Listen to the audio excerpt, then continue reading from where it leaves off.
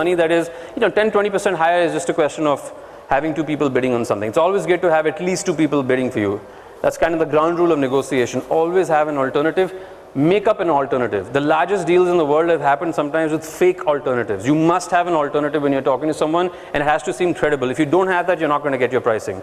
But when you're getting an irrationally high offer, you're going to have to bargain for some insane execution capability. And go back to the odds, 90 to 99% you're going to miss those numbers. We took the 3x offer, and then we didn't meet our numbers for the first year. And an investor who does that now wants super value out of it. They don't want you to miss 1 quarter's numbers. If you're so sure that you're going to be that good, then take it. If you're not, I would still suggest that you go with a guy who's going to be more supportive than looking to extract value so early in the game, because they're not a mature company. A mature company, everything changes. You take the 3x offer. If you're exiting, of course you take the 3x offer. If you're fundraising, you've got to decide, play the valuation, how much premium versus, because if somebody's paying you this must be something in their mind, imaginary strategic premium. So don't go for the multiples better. Something's kind of fishy over there.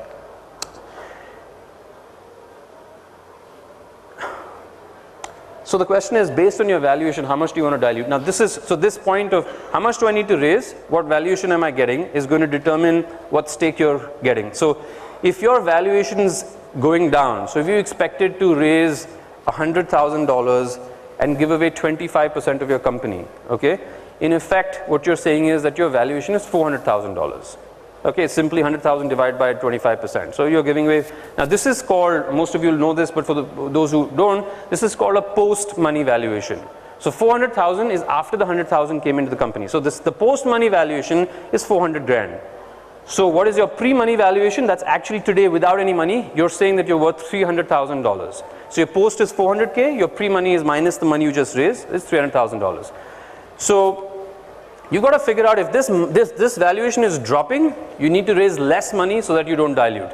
Ideally, do not dilute more than, in your first round, more than 15 to at best 25%. The minute you start pushing the 25% dilution, you're getting into very, very dangerous territory, because this is your seed stage round of funding. You're going to be diluting, take it as an assumption, another 50%. In subsequent rounds. So you'll do, your Series A will be another 15-20%, and then another 15-20% as you grow. So in your first round, 15 at best 25% is what you want to give away for the company. All right. So reduce the value, the funding, to keep it in that zone. All right. What kind of investor?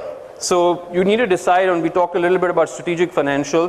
The strategics will scare away any future strategic investors, which may be your option to exit. So if you get in a strategic investor too early in the game, and another strategic is looking to it, why are strategic investors doing this? They want to get their foot into the door. So if you are going to do that, keep them at well below 20-odd%. You get the value of having the strategic investor, you'd probably get the support and the funding from the strategic investor, but you're not going to scare away. In India, this is not very it's not very common. In the States, you can have 2 strategic investors invested in the company at the same time. Jamdad had 2-3 strategic investors at the same time before they got bought by EA. It's okay. But in India, they will scare each other off. So try and avoid a strategic too early in the game. The experience and the stage of the investor. So if you're raising early stage money, you're going to an angel. But the experience of the investor is super important. Either you get somebody who's completely dormant, doesn't care what you're doing, is almost just giving this because they like your face, or they like you, or because they know you and they believe in you, or get somebody who can really add value in the company. Somebody who's kind of in between is nervous about what you're doing and will keep asking you stupid questions about what's happening because they don't understand the space. They made this bet. Very often, it's cool to be called an angel. I'll bet, there's a part of me that does angel investing because it's cool to be, an angel. The real reason is that you get insights into massive amounts of creative thought and new ideas that are constantly coming, and that's the selfish motive. It's nice to mentor people and give time, but really what you're getting back from that is constant feedback on what's going on in the market. So you need to figure out who this person is, if they can add value, they know your space. Be sure of this, that whether you're giving 10% of your company or you're giving 51% of your company, you are giving away control. All right, even if you have a 10% investor, they are going to butt into everything that you want to do depending on what their personality is. So figure out who this investor is and what kind of an investor they are.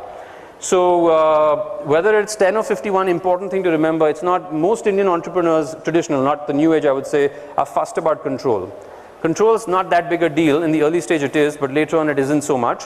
But it's important to get the right profile in the background of the investor and somebody that you can kind of vibe with, because you're going to be having this person on your company, on your board probably.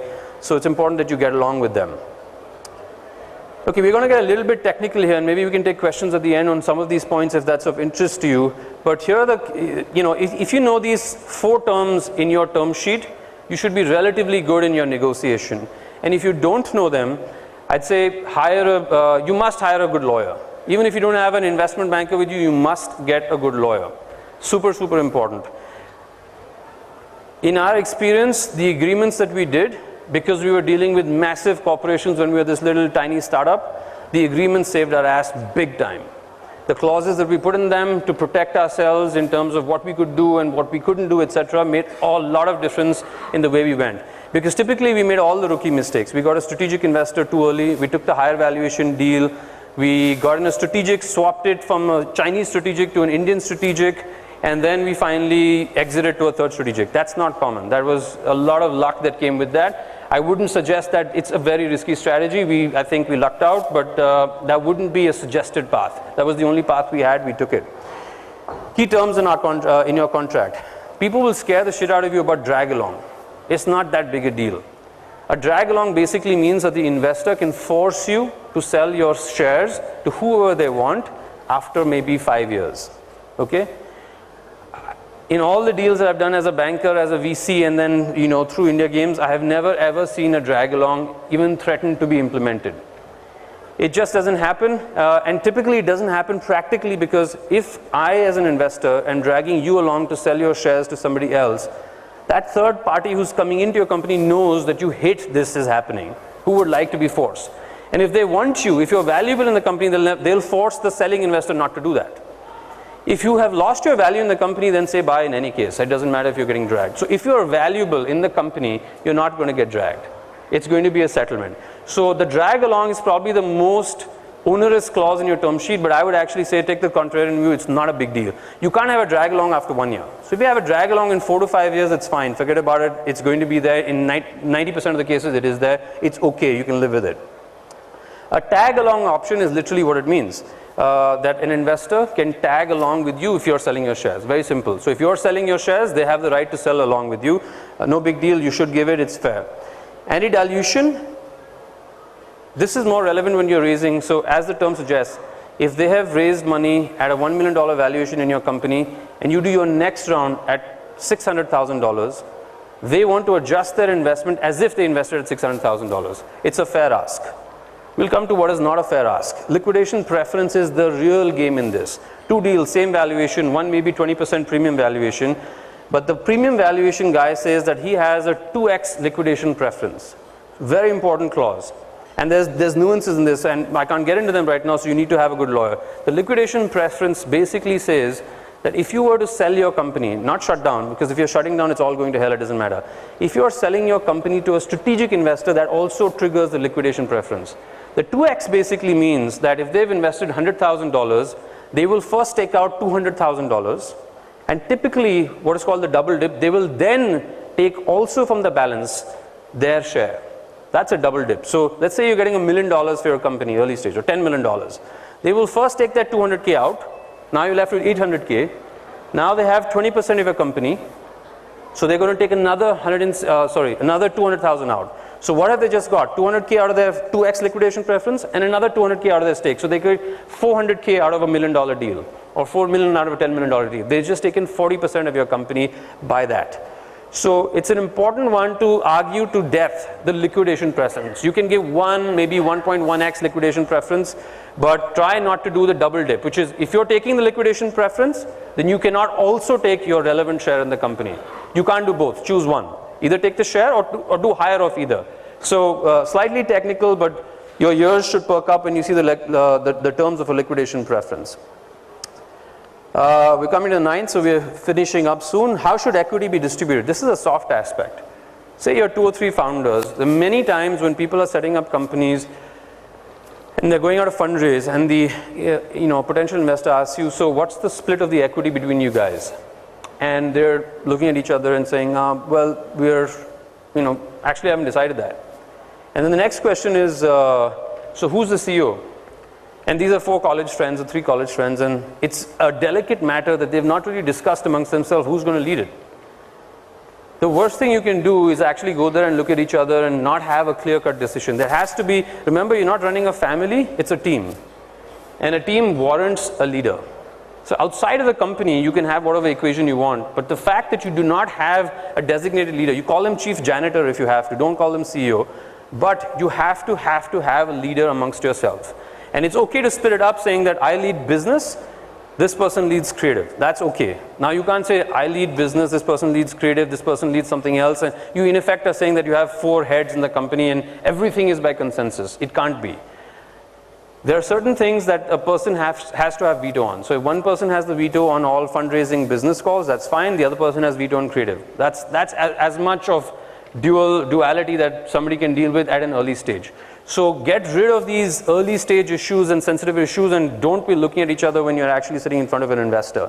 How should equity be distributed? No formula, but have that conversation. You want to do equal, do equal. And one of the companies I'm invested in, they just said, screw it, there are X number of us, 3 of us will go a third each. That's fine. And because you don't know what is the contribution of each person today, you don't. So it's okay. So if you want to be like Rocket Singh, I don't know how many of you saw that movie. Every time somebody came into the game, they said, okay, this guy, so from 2 people went 50 to a third. Now you can't keep doing that. So I would say keep about a 10-15% ESOP pool. If you want the value, you'd keep a 20% ESOP pool. Keep about a 10% ESOP pool outside of the founder's stake, and then decide how the founders want to split it. But please decide that before you go and talk to an investor. Okay, final point before I close up. Set a deadline. This can be like I said, what looks like it's just about to happen. You will be lulled into thinking another 1 month and I'll get there. And another 1 month I'll get there. And when you look back, suddenly you spent the last freaking 1 year fundraising and your products all over the place. You haven't really given the attention, because if you're seriously fundraising, you are going to be spending a lot of time doing that. So you have to set a deadline and then implement plan B. And plan B has got to be the lower fundraise. Maybe you got to lose the 3 extra people that you hired thinking you will fundraise, and get back into sort of the absolute low burn to deliver on the product, to go back and wow an investor. If you don't do either, you're not going to wow the investor with your product, and you're going to run out of money, and you're probably then going to be looking at shutting down. So it has to have a deadline. Again, from mistakes that we made, we took like 1 year and 15 months at times to fundraise. We got lucky, we had the money to sustain ourselves, but it's too much of a distraction. Must not be more than 9 months tops. If you haven't done it in 9 months, implement plan B. And plan B, by the way, is one loaded question that I always ask a startup company is, so you guys are stepping, especially when they're stepping out of large corporations, is, so what's plan B? How long are you going to do this? And we'll do this for about 1 year, and if it doesn't work, we can always go back to our jobs. I would never touch a company like that. For me, the plan B in terms of we are doing this is that we will die doing this, because you're investing at such high risk in the early stage that this is what we believe in. We don't want to do anything else. This is it. And if yeah, sure, you're not going to spend 30 years doing this if it didn't work.